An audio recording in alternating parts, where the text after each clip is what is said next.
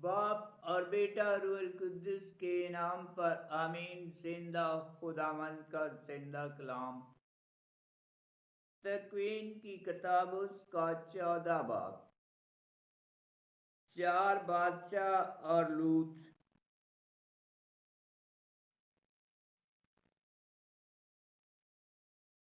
ان دنوں میں ایسا ہوا کہ شنار کے بادشاہ امرافل اور السار کے بادشاہ اریوک اور ایلام کے بادشاہ کدلعمر اور قوموں کے بادشاہ تدائل نے سدوم کے بادشاہ باراق اور امورا کے بادشاہ برشما اور ادما کے بادشاہ سنآب اور سوبیم کے بادشاہ شمبیر اور بلا یعنی سور کے بادشاہ سے لڑائی کی۔ یہ سب سدیم کی وادی میں جو اس وقت بیرہ ملاح ہے اکٹھے ہوئے۔ 12 برس تک وہ کدلعمر کے تابع فرمان تھے، مگر 13ویں برس اس سے سرکش ہوئے اور 14ویں برس کدرعمر اور وہ بادشاہ جو اس کے ساتھ آئے تھے اور رفیم کو اشتروت کرنیم میں اور زوزیم کو حام میں اور امیم کو شوی کرتیم میں اور حوریم کو کوہ سعیر میں، ساحل فران تک جو بیابان کے قریب ہے مارا، اور وہ پھر کے چشمہ مشفات یعنی قدیش میں آئے، اور انہوں نے املاکیوں کے تمام ملک کو اور اموریوں کو جو حسون تامار میں رہتے تھے مارا۔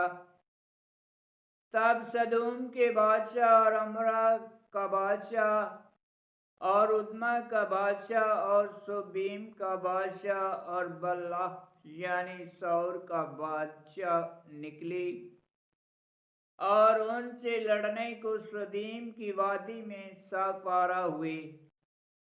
کدرعمر علیم کے بادشاہ اور قوموں کے بادشاہ تدائل اور شنار کے بادشاہ امرافل اور السار کے بادشاہ اریوک سے 4 بادشاہ 5 کے خلاف، اور سدیم کی وادی میں نفط کے بہت بڑے گھڑے تھے، اور سدوم اور امورا کے بادشاہ بھاگے اور وہاں گرے، اور جو بچ گئے تھے پہاڑ پر بھاگ گئے۔ تب وہ سدوم اور امورا کا سب مال اور ان کی ساری خوراک لے کر چلے گئے، اور ابرام کے بھتیجے لوط کو جو سدیم میں رہتا تھا ماں اس کے مال کے پکڑ کر لے گئے۔ ابرام کی فتح۔ تب ایک نے جو بچ گیا تھا جا کر ابرام عبرانی کو خبر دی جو ممرے اموری کے بلوتوں میں رہتا تھا۔ وہ اشکول کا بھائی اور انر کا بھائی تھا، اور انہوں نے ابرام کے ساتھ عہد کیا ہوا تھا۔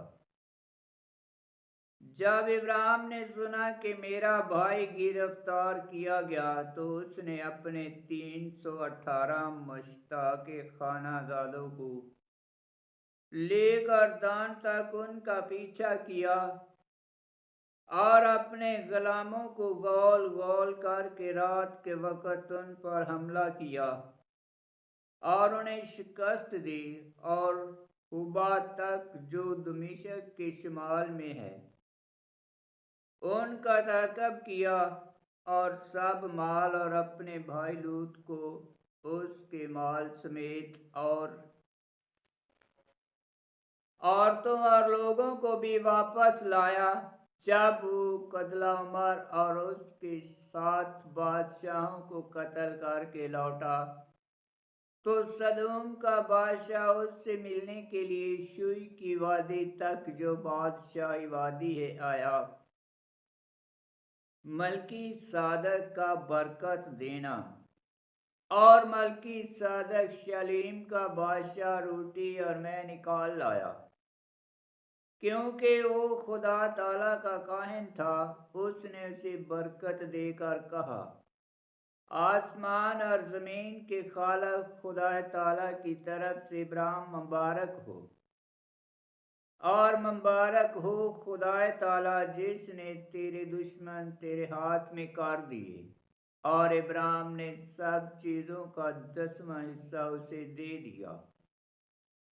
اور سدوم کے بادشاہ نے ابراہیم سے کہا کہ آدمی مجھے دے اور مال تو آپ لے، پر اس نے اسے جواب میں کہا کہ میں خداوند خدا تعالیٰ آسمان اور زمین کے خالق کے روبرو ہاتھ اٹھاتا ہوں کہ ایک دھاگا اور جوتی کا تسمہ بھی میں تیری چیزوں سے نہ لوں گا، تاکہ تو نہ کہے کہ میں نے ابراہیم کو دولت مند کر دیا، سوائے اس کے جو جوانوں نے کھایا، اور ان آدمیوں کا حصہ جو میرے ساتھ آئے، یعنی انر اور اشکول اور ممر کا، کہ وہ اپنا اپنا حصہ لیں گے۔